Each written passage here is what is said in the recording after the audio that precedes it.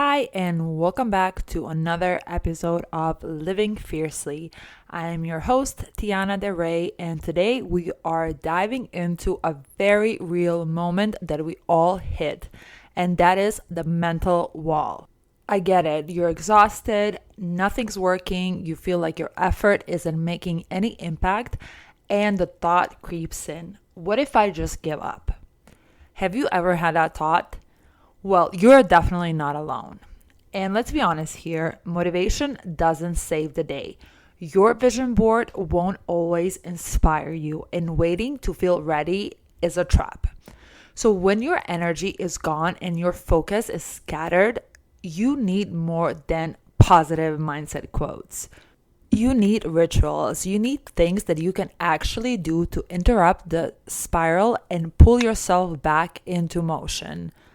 So in this episode, I'm going to share 3 rituals that I use myself, not theory, something that I actually do to reset when I want to quit. Because that still happens to everyone. And if you're building something big or if you're building anything at all, you've probably been there too. So let's get into it. But before we dive in, I want to say if this information has been helping you, please take 2 seconds and hit that follow button, and that way you'll never miss a moment that might be exactly what you need to hear. So let's start with ritual number 1, and that is clean physical reset. So what does that mean? When I feel like quitting, the first thing I want to do is reach for control. Not over everything, I just want to feel like I have control over something. First, I adjust my posture, maybe shake off my body, do a few jumps, stretch. I roll my shoulders back, reach my arms over the head, and then I stretch to the left, stretch to the right. Nothing crazy. It's just like 10 to 20 seconds to snap myself out of that crappy mood and to communicate to my body like, I got this. And even though my mind was not thinking that, my body starts to feel like, okay, we got this. I'm in control here. Like there is some movement. And then I take a quick moment to reset my space. Maybe I remove some clutter from my desk. I organize my workspace, or I close all the tabs on my screen. I organize my desktop, which gets cluttered so quickly. Anything that would make my workstation more appealing to sit at. And communicate to my brain like, I got this. You don't really need a full reset, and I'm not going in like full cleaning mode. It's just like 5 to 10 minutes max, just to give me like a sense of I got this, and for my brain to think like, hey, we're stepping back in, like we're in control, we are driving this. So that was my ritual number 1. Ritual number 2 is to time lock the task. So what does that mean? The second thing that I do to trick my brain is to say that I will do a task for 10 minutes.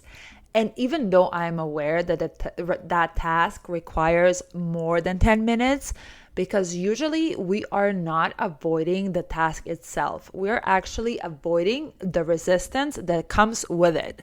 The pressure, the fear, the expectations. Isn't this going to work? Like, is this going to be hard? And especially if the task feels like heavy or it's overdue, our brain will resist it. It just doesn't want to go there.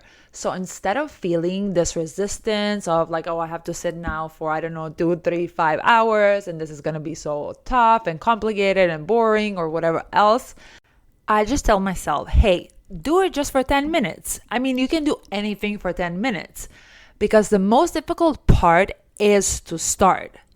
And then once you start, all this pressure goes off because the task now feels easy since you committed to just 10 minutes. And almost every time, 2 things will happen. First, you will realize the task itself is not that hard. You were just overthinking it. And also, once you are in motion, the momentum takes over and you will want to keep going. And that is the trick that I use when I feel like big resistance towards starting a task. I've been delaying this, and it works every time.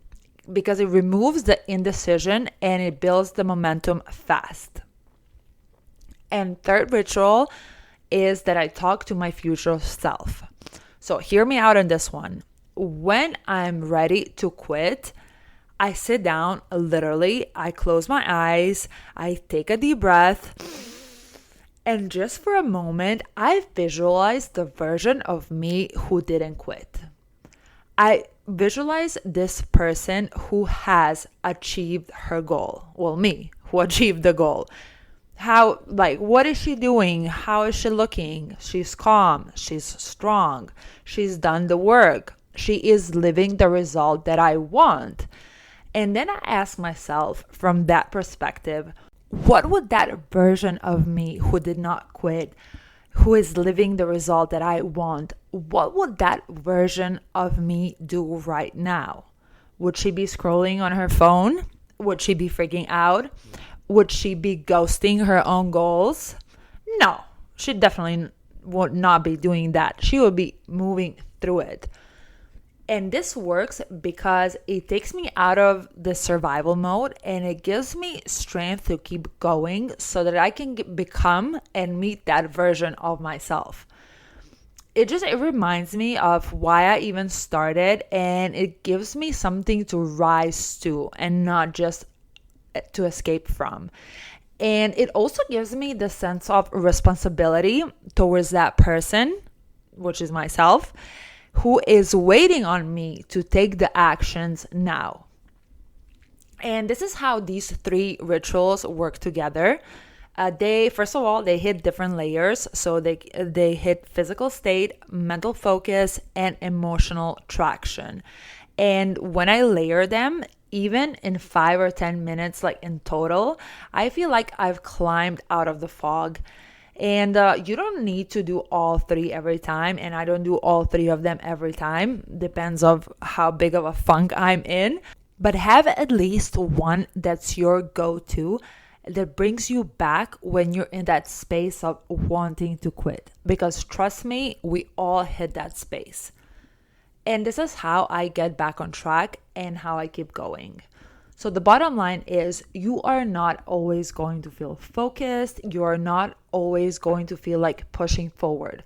But when you do hit that moment where quitting feels easier than continuing, you do need a system. You need something real. You need something that works when your mind doesn't want to.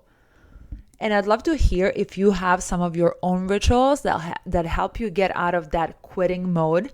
Let me know in the comment section. And also, if you had like an aha moment during the podcast, please send me a DM on Instagram at Tiana Del Rey. I'd love to hear what that aha moment was for you.